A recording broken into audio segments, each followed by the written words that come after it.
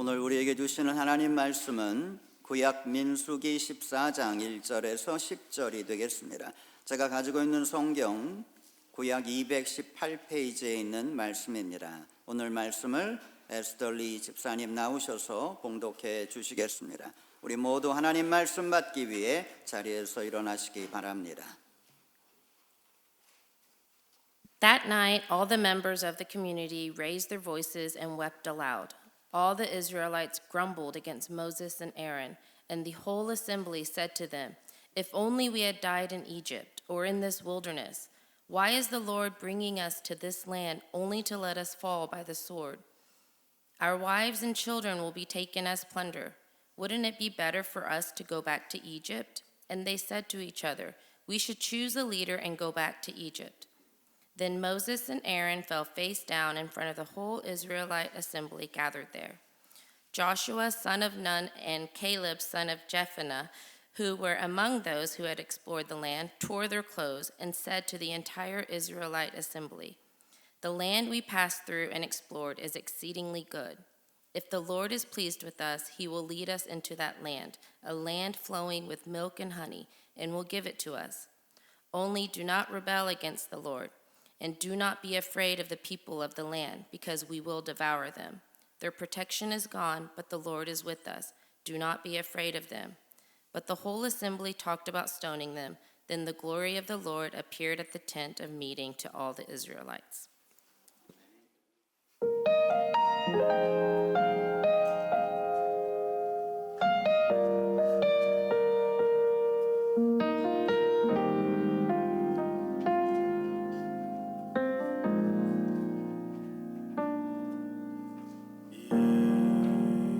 이곳에 생명샘 솟아나 눈물 굴짝 지나갈 때에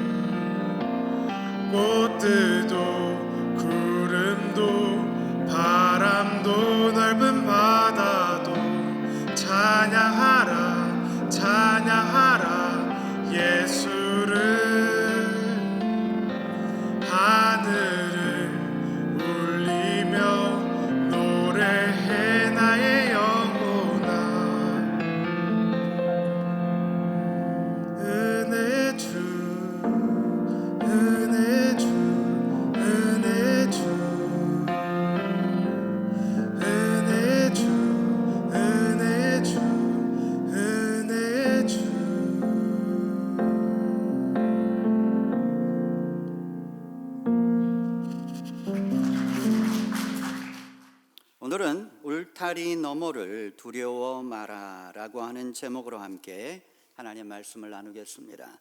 인생에는 울타리가 있습니다. 일반적인 사람들은 그 울타리를 넘어가려고 하지 않습니다. 울타리 가까이 가게 되면 그 너머에 대한 두려움이 생기게 됩니다. 그 너머에 아무리 좋은 것이 있다고 해도 그 울타리를 넘어가고 싶어 하지 않습니다. 도전보다는 안전을 택하게 됩니다. 하나님께서 예레미야를 부르실 때 그는 두려움에 떨었습니다. 그는 스스로 어린아이라고 하면서 자신은 말할 줄 모른다고 그렇게 이야기를 했습니다. 그는 자신의 울타리를 넘어가고 싶지 않았습니다. 그런데 이따금씩 우리는 그 울타리를 넘고 있는 사람들을 볼 때가 있습니다. 그런 사람들을 볼 때 속으로 생각을 합니다. 저 사람은 곧 굉장한 어려움을 만날 거야. 그리고 그 생각대로 그들은 위험 속에서 힘들게 싸우게 됩니다. 그리고 자신에게 이렇게 중얼거립니다. 그 울타리를 넘어가지 않는 것이 지혜로운 것이야. 그런데 과연 누가 더 지혜로운 사람이겠습니까? 안전을 위해 울타리를 넘지 않는 사람인가요? 아니면 더 가치 있는 무언가를 위해 그 울타리를 넘는 사람인가요? 오늘 본문에서 우리는 두 종류의 사람들을 봅니다. 첫 번째 부류는 10명의 정탐꾼들입니다. 이스라엘이 가나안에 들어가기 전에 그들은 가나안이 어떠한 곳인가 알기 위해 12명의 아주 유능한 젊은이들을 각 지파에서 한 명씩 뽑아 가나안에 보냈습니다. 그리고 시간이 지나서 그들이 돌아와 보고를 하는 겁니다. 10명은 그 땅은 정말 젖과 꿀이 흐르는 땅입니다. 그런데 그 땅에 사는 사람들은 거인 같고 그들에 비하면 우리는 메뚜기 같습니다. 우리의 힘으로 그 땅을 점령할 수 없습니다. 그렇게 보고를 합니다. 그에 비해서 여호수아와 갈렙은 하나님이 우리와 함께 하시면 그들은 우리의 밥이다. 우리는 그 땅에 들어가서 그 땅을 차지해야 한다. 그렇게 주장을 하게 된 겁니다. 그래서 이 둘 부류 사이에 갈등이 벌어지게 된 것입니다. 10명의 정탐꾼들은 가나안에 들어가는 일, 그건 불가능한 일이라고 외치고 있습니다. 그들은 자신의 울타리를 넘어가려고 하지 않았습니다. 그러나 여호수아와 갈렙은 하나님이 함께 하시면 우리는 그 땅을 차지할 수 있다고 주장하고 있는 겁니다. 그 울타리를 넘어가자고 외치고 있는 거죠. 그러나 이스라엘은 그 당시 그 울타리를 넘지 않았습니다. 그들은 스스로 결정을 했습니다. 우리의 힘으론 가나안을 점령할 수 없다. 가나안에 들어가는 걸 포기한 겁니다. 하나님께서는 매우 진노하셔서 이스라엘에게 광야에서 40년을 보내는 심판을 내리신 겁니다. 여러분 인생의 울타리 앞에서 갈등을 경험해 보셨을 겁니다. 또한 금년에도 몇 번에 걸쳐서 여러분들은 여러분을 막고 있는 울타리를 만나 보셨을 겁니다. 이걸 넘어가야 할 것인가? 아니면 돌아가야 할 것인가? 아니면 포기할까? 자, 이럴 때 우리는 오늘의 말씀을 기억해야 할 것입니다. 오늘 성서가 주는 첫 번째 교훈은 한계에 도전하는 것이 믿음이다 하는 겁니다. 사람들은 자신이 정한 한계가 있습니다. 일하다가 종종 이러한 말을 하고 또 듣습니다. 나는 쉬어야 해. 안 쉬면 병 날 거야. 그리고 그 말에 대해 생각해 봅니다. 정말 지금이 쉬어야 할 때일까? 정말 안 쉬면 나는 병이 날까? 여기까지가 내가 할 수 있는 한계일까? 또 인간관계에서 힘든 문제가 생겼을 때도 이런 생각을 합니다. 나는 할 만큼 다 했어. 그런데 정말 할 만큼 다 한 걸까? 혹은 부모로서 이런 생각을 합니다. 나는 부모로서 할 만큼 다 했다. 자녀도 그런 생각을 하죠. 나는 자녀로서 내 부모에게 할 만큼 했다. 그런데 정말 모두가 다 할 만큼 한 것일까? 우리 교회를 다니던 학생과 이러한 대화를 나눴어요. 이 학생이 목사님 이번에 제가 B학점을 받았어요. 그래서 제가 아니 B가 뭐야? 대학원에서 B는 낙제야. 그랬더니 이 학생 하는 이야기가 목사님 그래도 제 능력으론 정말 잘한 거예요. 그런데 정말 자기의 능력이 B밖에 안 될까? 정말 A는 못 받는 걸까? 우리는 우리 스스로 한계를 정해놓을 때가 많다 하는 것입니다. 그 한계를 넘어가려고 하지 않습니다. 진정한 믿음이란 바로 자기가 정해놓은 한계를 넘어가는 것입니다. 이 한계를 넘어간 대표적인 사람이 바로 사도 바울입니다. 그는 유대인이라는 한계를 넘어 이방인에게로 넘어갔습니다. 예루살렘이라는 한계를 넘어 로마까지 갔습니다. 그는 이렇게 말하죠. 내게 능력 주시는 자 안에서 나는 모든 것을 할 수 있느니라. 이 말 속에는 우리는 이미 그의 한계가 사라진 것을 느낄 수 있습니다.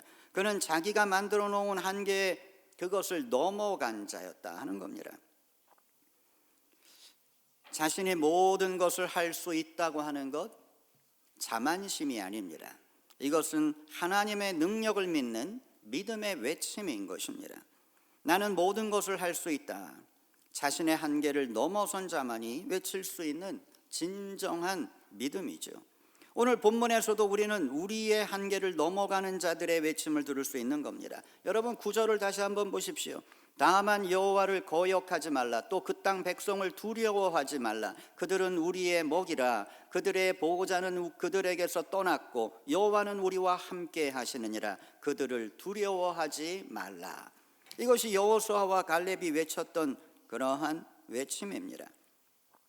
그러나 이스라엘은 이 소리를 들으면서도 그 울타리 앞에서 멈췄습니다. 하나님의 인도를 거부했습니다. 이건 지혜가 아니라 불신앙이었던 거죠. 사람들은 자기가 스스로 만들어 놓은 울타리 앞에서 멈춥니다. 이것이 내 한계라고 생각합니다. 그러나 울타리 너머에서 하나님의 음성이 들려온다면 우리는 멈추지 말아야 합니다. 우리는 그 한계의 울타리를 넘어가야 할 것입니다. 그것이 믿음이고 그것이 순종입니다. 여호수아와 갈렙은 그 음성을 들었습니다. 그래서 그 음성 앞에 순종한 겁니다. 여러분도 울타리 너머에서 들려오는 하나님의 소리를 들으십시오. 그리고 그 말씀 앞에 순종하십시오. 하나님이 멈추라면 멈추면 되는 거지만 하나님이 오라고 하시면 우리는 한계를 뛰어넘어 달려가야 할 것입니다. 그러면 우리는 그곳에서 하나님께서 준비하신 놀라운 축복을 만나게 될 것입니다. 두 번째로 오늘 본문에서 우리에게 주는 교훈은 하나님 보시기에 맞는 것이 맞는 것이다 하는 겁니다. 나에게 정말 소중한 것, 나에게 정말 값진 것은 울타리 너머에 있었습니다. 하나님의 축복은 애굽에 있었던 것이 아니라 가나안에 있었던 겁니다. 하나님의 사람들은 하나님이 주시는 꿈을 향해 울타리를 넘어야만 합니다. 그런데 그것을 막는 것이 있습니다. 그것은 바로 자신의 기준입니다. 사람들은 자신의 기준을 가지고 맞고 틀린 것을 말합니다. 그리고 자기의 기준에 맞는 것을 하려고 합니다. 이 맞고 틀리는 것만 따진다면 10명의 정탐꾼, 그들은 거기에 들어가면 안 된다고 외쳤는데 그 말이 맞는 것입니다. 가나안에 사는 사람들은 유럽 인종입니다. 이스라엘이 가나안에 들어가는 거의 비슷한 시기에 이들은 그 가나안 땅을 먼저 점령하고 있었습니다. 그들은 유럽 인종입니다. 블레셋이라고 하는 지금 팔레스타인 그들이죠. 그들은 유럽에서 넘어온 인종들입니다. 그들이 이미 자리를 잡고 있었습니다. 그들은 키가 컸습니다. 당시 유대인 남자의 평균 키가 예수님 당시 160이었고 아마 이 당시는 더 작았을 겁니다. 150, 155 이게 그 당시의 남자들의 평균 키입니다. 그런데 유럽에서 넘어온 이 블레셋은 거의 1m 80에 달하는 그러한 사람들이었어요. 그러니까 이스라엘 사람들이 볼 때 그들은 장수 같고 우리는 메뚜기 같다 이렇게 표현을 했던 것입니다. 그들과 싸워서는 이길 수가 없습니다. 어떻게 그들과 싸우겠습니까? 맞고 틀린 이 기준을 가지고 있다면 그들이 맞는 거죠. 그들과 어떻게 싸워 이기겠는가 하는 것입니다. 그러나 이것이 누구의 기준인가를 생각해야 합니다. 하나님의 기준인가요? 사람의 기준이죠. 자기가 보니까 자기가 메뚜기같이 본 것입니다. 기준은 자기가 세우면 안 되는 것입니다. 그런데 죄를 지은 인간은 언제나 기준을 자기 스스로 만듭니다. 사탄이 하와에게 유혹한 대로 된 것입니다. 내가 이것을 먹는 날에는 눈이 밝아져 하나님과 같이 되어 선악을 분별할 줄 하나님이 아심이라. 사탄의 유혹인데 이것이 바로 그겁니다. 우리가 죄를 짓게 되면 자기 스스로 기준을 정한다는 것입니다. 하나님처럼 하나님이 너 이렇게 해라 하지 말아라 하면 그대로 따라가야 될 텐데 하나님 아니에요. 그거 잘못된 거예요. 이렇게 가는 게 맞는 거예요. 자기가 하나님 것처럼 그렇게 기준을 정한다고 하는 거죠. 믿음이라고 하는 건 자기의 기준을 포기하고 하나님의 기준을 따라가는 것입니다. 하나님의 일을 할 때는 맞고 틀린 것 따지면 안 됩니다. 그러면 그거 죄가 되는 겁니다. 우리는 맞는 일을 하는 자가 아니라 하나님의 명령에 따라 일하는 자가 되어야 한다 하는 것입니다. 맞는 일을 하라고 하는 건 사탄의 유혹입니다. 지금 미국은 큰 어려움에 빠져 있습니다. LA에서는 대통령의 결정에 반대하는 집회들이 일어나고 있습니다. 대통령이 여자 스포츠에서 트랜스젠더의 참여를 금지시켰습니다. 트랜스젠더들은 이건 차별이라고 큰 소리를 냅니다. 페어하지 않다고 주장을 합니다. 그런데 여러분, 우리가 믿음의 눈으로 한번 잘 생각해 보십시오. 언제나 차별이라고 하는 건 사탄의 유혹입니다. 누가복음 15장에 보면 집을 나간 둘째 아들을 반기는 아버지가 있습니다. 아버지가 집에 돌아온 둘째 아들을 끌어안고 잔치를 베풉니다. 아버지가 너무 기뻤어요. 그런데 첫째 아들은 어떻게 나왔습니까? 아버지에게 화를 냈어요. 아버지, 이건 unfair합니다. 어떻게 지금까지 아버지를 위해서 일한 나에게는 아무런 보상도 없고 내 친구들을 위해 잔치 한번 벌이지 않았던 아버지가 어떻게 돈 다 탕진하고 돌아온 저 둘째 아들은 저렇게 반기고 어떻게 그를 위해 잔치를 베풀 수 있습니까? 이건 진짜 unfair합니다. 그렇게 주장을 한 것입니다. 포도원 주인의 비유에서도 마찬가지입니다. 제일 먼저 들어왔던 이 사람은 한 달란트의 약속을 하고 들어왔잖아요. 그런데 마지막에 들어온 사람에게 주인이 한 달란트를 줄 때 그는 속으로 생각한 거죠. 아, 주인이 나는 더 주겠지. 자기와 주인이 한 달란트의 계약을 하고 들어왔지만 마지막에 들어온 사람이 한 달란트를 받는 걸 보니까 나는 더 받아야 된다고 생각한 거잖아요. 그래서 자기 차례가 되었을 때 주인이 한 달란트를 주니까 화가 난 거예요. 아니, 한 달란트의 계약을 맺고 한 달란트를 줬는데 왜 주인한테 화를 내나요? 그런데 이 사람이 주장한 건 뭐예요? 이건 unfair하다는 거죠. 아니, 나는 하루 종일 일했는데 어떻게 나와 마지막 1시간 일한 사람과 똑같이 한 달란트를 줄 수 있겠냐? 말이 안 된다는 거 아니에요? 이건 unfair하다. 여러분, 세상이 fair한 곳인가요? fair하지 않은 곳인가요? 그러나 여러분, 우리가 잘 생각해야 합니다. 세상은 결코 페어한 곳이 아닙니다. 그리고 페어하면 안 되는 곳입니다. 여러분, 교회를 생각해 보세요. 교회가 페어해야 되나요? 교회가 페어하면 교회는 문 닫습니다. 모두가 똑같이 일하고 모두가 똑같이 교회에서 섬기고 그럴 수 없잖아요. 교회에는 진짜 다른 사람들보다 열심히 일하는 사람이 있습니다. 교회에는 다른 사람보다 unfair하게 노력하는 사람들이 있습니다. 많은 사람들보다 더 많이 헌금하는 사람도 있습니다. 그리고 그 사람들의 수고를 통해서 교회는 사랑의 공동체가 되는 겁니다. 여러분, 가정에서 페어를 외쳐보세요. 내가 설거지했으니까 당신은 청소해? 그럼 그게 페어한가요? 그건 결코 페어하지 않아요. 왜? 둘 중에 한 사람은 더 지쳐 있을 테니까. 힘 있는 사람이 하면 되잖아요. 그걸 왜 자꾸 페어를 따져요? 여러분, 페어를 따지는 건 사랑이 멈췄다고 하는 겁니다. 사랑은 원래 unfair한 거예요. 저는 제 아내와 데이트를 할 때 결혼 전에 언제나 제 아내를 데려다 줬어요. 집까지. 늘 데려다 주면서 전 제 아내에게 내가 이렇게 10번 데려다 줬으면 당신은 한 번쯤은 나를 좀 데려다 줘야 되는 거 아니야? 그러지 않았어요. 왜? 그건 내가 생각할 때 페어한 게 아니니까. 아니, 난 남자니까 밤 늦게 다녀도 괜찮지만 여자가 밤 늦게 다니다가 뭐 어려운 일을 만나면 어떡해요? 그러니 저는 계속 제 아내를 데려다 줬지요. 여러분, 사랑은 unfair한 겁니다. 근데 왜 자꾸 페어를 주장해요? 그거는 내가 사랑하지 않는다는 이야기잖아요. 가정은 페어하면 안 돼요. 가정은 누군가가 더 일하고 누군가가 더 열심히 기도하고 누군가가 더 많은 사랑을 줘야만 가정은 이루어지는 거예요. 내가 이만큼 했으니까 당신도 이만큼 해. 이건 그 말 자체가 죄인 거죠. 여러분, 사랑은 unfair합니다. 그래서 우리가 사는 겁니다. 우리가 어렸을 때 부모님들은 진짜 밤에 잠을 안 자면서 우리를 키워주신 거 아니에요? unfair하죠. 예수님은 우리를 위해 돌아가셨어요. unfair하잖아요.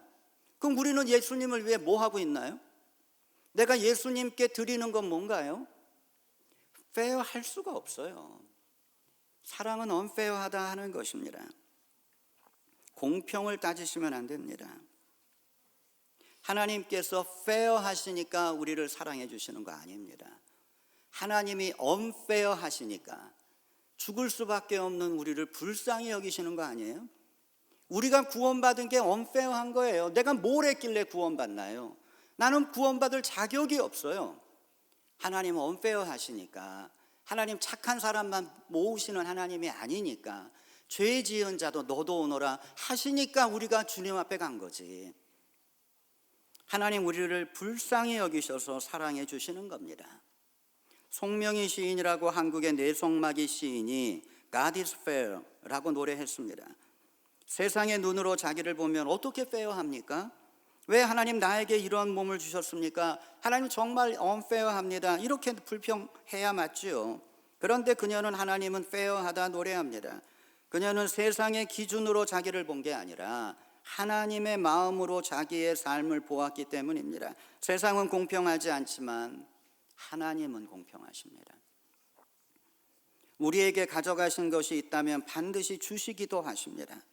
고난을 주실 때는 때로는 고난을 이길 수 있는 은혜도 주십니다. 우리가 슬픔 속에 있을 땐 반드시 위로도 함께 주십니다. 여러분, 세상에서 페어 찾지 마시고 하나님의 페어에 감사하십시오. 그러나 하나님이 때때로 unfair 하시기에 내가 구원받았다고 하는 그 사실도 잊지 말아야 한다 하는 겁니다. 그러니까 결론은 뭐냐? fair냐 unfair냐 그거 의미 없다 하는 거다 하는 것입니다. 사탄은 언제나 우리에게 죄 지은 자를 정죄하라고 말합니다. 저거 잘못된 거니까 정죄해. 간음하다가 잡힌 여인을 데려온 사람들, 예수님 어떻게 그들을 대하셨습니까? 죄 없는 자가 먼저 돌로 쳐라. 그리고 여인에게 나도 너를 정죄하지 않는다. 사탄은 정죄하라고 하지만 예수님은 용서하십니다. 물론 하나님은 인간의 기준에 맞는 일도 하십니다. 그러나 때로는 맞지 않는 일도 하십니다. 여기서 우리는 맞고 틀리는 게 의미가 없구나 하는 걸 깨달아야 한다 하는 겁니다. 기준은 내가 세우는 것이 아닙니다. 하나님 보시기에 맞는 게 맞는 거다 하는 거죠. 10명의 정탐꾼의 실수가 바로 이겁니다. 그들은 자기의 기준을 가지고 있었어요. 그들의 보고는 정확했습니다. 군사력만 비교해 보아도 어림이 없어요. 당시 모세의 군사는 청동기 문화 마지막에 와 있었어요. 그러니까 청동기 문화 마지막이니까 전쟁을 하면 뭘로 싸우나요? 몽둥이로 싸우는 겁니다. 돌멩이 집어서 싸우는 겁니다. 그게 청동기 문화의 마지막 시대예요. 그런데 블레셋이란 이 사람들은 철기 문화의 초창기에 있었어요. 그들은 다 칼을 가지고 있었어요. 철로 만든 칼. 그러니까 칼을 들고 싸우는 사람과 몽둥이를 들고 싸우는 사람과 전쟁을 하면 누가 이기겠습니까? 아니 덩치라도 크면 좋겠지만 덩치 자체가 이스라엘은 150, 155, 이 블레셋 사람들은 그 당시에도 180, 이게 어떻게 이 싸움이 되냐 하는 거죠. 객관적으로 봐도 이건 이길 수 없는 상황이다 하는 것입니다. 그런데 이 상황에서 하나님의 입장은 어땠는가? 하나님은 오히려 그들과 싸우자고 하는 여호수아와 갈렙의 손을 들어주신 겁니다. 그러니까 40년 광야에서 하나님의 심판을 받는 동안에 다 죽었어요. 애굽을 나왔던 모두가 다 하나님의 심판으로 죽었습니다. 가나안에 들어간 사람은 딱 두 사람입니다. 여호수아와 갈렙. 하나님은 이들을 축복하신 것입니다.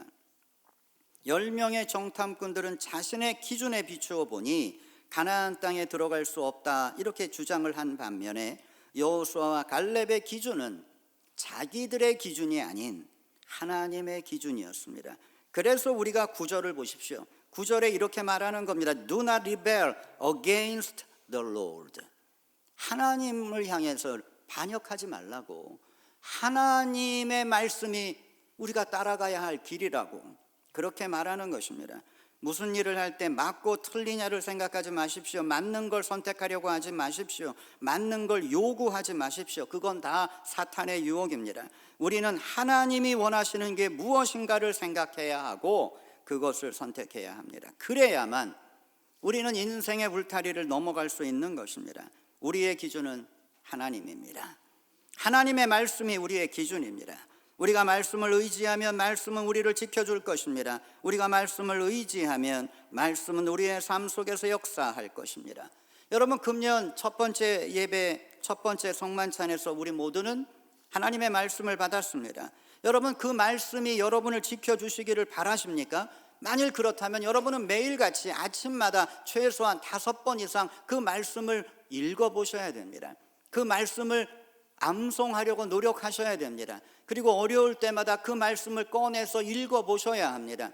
하나님의 말씀이 나를 지켜줄 것이라는 믿음을 가지셔야 합니다. 그러면 반드시 우리는 말씀의 능력을 경험하게 될 것입니다. 그 말씀은 우리에게 용기를 주고 영적인 힘을 줄 것입니다. 인생의 울타리를 넘어가기 위해 우리에게 바로 이러한 힘이 필요한 겁니다. 울타리를 넘기 위해 나의 판단과 생각의 기준을 버리고 하나님 앞에 순종할 수 있어야 할 것입니다.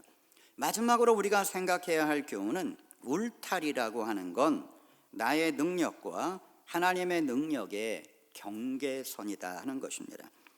울타리는 마지막을 의미하는 건 아닙니다. 그것은 오히려 새로운 시작을 의미합니다.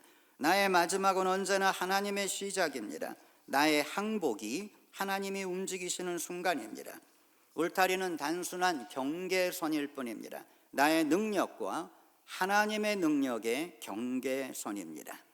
우리가 울타리를 넘어가야 하는 이유는 그 울타리를 넘어가야만 우리는 지금까지 내가 경험하지 못한 하나님의 능력을 경험하게 되는 겁니다. 다윗과 골리앗의 이야기를 생각해 보십시오. 어린 다윗이 형들을 만나기 위해 전쟁터에 나갔습니다. 상대방 측에서는 골리앗이라는 장수가 나와서 하나님을 모욕하는 말을 하고 있지만 이스라엘 측에서는 어느 누구도 그와 싸우려고 하지 않았습니다. 그들 모두가 자신이 세운 울타리를 넘어가지 않고 있었습니다. 그들은 자신의 울타리 안에서 두려움에 떨고 있었습니다. 그러나 다윗은 용감하게 그 울타리를 넘어갔습니다. 그리고 골리앗을 향해 달려갔습니다. 결과는 어떻게 되었습니까?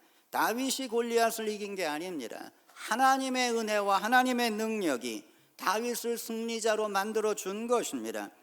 울타리를 넘어간 자만이 하나님의 능력을 경험하는 것입니다. 울타리 앞에 서 있을 때의 느낌은 여기서 멈추고 싶다고 하는 겁니다. 그리고 거기서 멈춰도 누구도 손가락질하지 않습니다. 그건 당연하게 보이기 때문입니다. 그러나 그것을 넘어가는 자는 지금까지 경험하지 못한 하나님의 힘을 경험하게 될 것입니다. 그러니까 울타리라고 하는 건 그거죠. 나는 지금까지 내 힘으로 살아왔어요. 내가 판단하고 내가 선택하고 내가 결정하고 살아왔어요. 그런데 그 삶의 한계에 부딪힌 거죠. 그걸 넘어갈 때 우리는 하나님의 인도를 받습니다. 하나님의 도움을 받습니다. 그거 못 받았던 거죠. 여러분의 인생에 울타리를 넘어야만 하나님의 역사가 나타날 것입니다. 여러분, 금년 한 해에도 여러분 앞에 여러분을 막는 울타리는 나타납니다. 학교에서 혹은 직장에서 때로는 가정에서 여러분은 이게 내 한계인가 하는 울타리를 만납니다. 그것들은 여러분에게 두려움을 줄 것입니다. 그러나 오늘 성서의 말씀을 기억하십시오. 다시 한번 9절의 말씀을 보세요. Do not be afraid of them. 그들을 두려워 말라. 울타리 너머를 두려워하지 마십시오. 여러분의 문제를 두려워하지 마십시오. 인생의 울타리 안에 사는 자는 늘 두려움에 삽니다. 자신의 능력보다 큰 문제들을 만나기 때문입니다. 여러분은 믿음으로 여러분 인생의 울타리를 넘어가십시오. 과감하게 도전하십시오. 울타리를 넘으면 하나님의 능력을 경험하게 될 것입니다. 울타리 너머에 하나님의 축복이 여러분을 기다리고 있습니다. 인생의 울타리 앞에서 용감하게 도전하고 뛰어넘어 새로운 축복을 향해 달려가시는 여러분 되시기를 예수님의 이름으로 축원합니다. 기도하겠습니다. 은혜로우신 하나님, 우리는 너무 연약합니다. 그리고 모든 게 두려울 때가 있습니다. 우리의 인생의 울타리 앞에서 때로는 울고 있을 때가 있습니다. 우리의 미래가 두렵습니다. 우리의 건강이 두렵습니다. 하나님, 이 모든 것 우리의 믿음이 부족하기에 일어나는 현상임을 깨닫고 하나님 앞에 순종하며 믿음으로 살아갈 수 있도록 도와주시옵소서. 하나님 말씀하실 때 믿음으로 결단하고 울타리를 뛰어넘을 수 있는 그러한 용기가 우리에게 있게 해 주시옵소서. 우리가 울타리를 뛰어넘을 때 하나님 우리와 함께 하시고 우리를 붙잡아 주시고 우리에게 힘을 주시는 줄 믿습니다. 하나님의 축복을 받아 누릴 수 있도록 인도하심을 믿습니다. 이러한 인생을 살아가는 우리 모두가 될 수 있도록 은혜 베풀어 주옵소서. 예수님의 이름으로 기도하였습니다. 아멘. 네, 여러분 우리 교회 알리는 말씀 참고하시기 바랍니다. 이번 주 예배는 모두 정상적으로 있겠습니다. 토요일 아침 10시 중보 기도 모임이 있습니다. 기억하시기 바랍니다. 청장년부를 위한 성경 공부 3월 16일 오후 1시 30분부터 체육관 2층에서 모이게 되겠습니다. 참가 신청은 유하원 집사님께 하시기 바랍니다. 점심봉사 오늘은 청장년부 여자분들 수고해 주시겠습니다.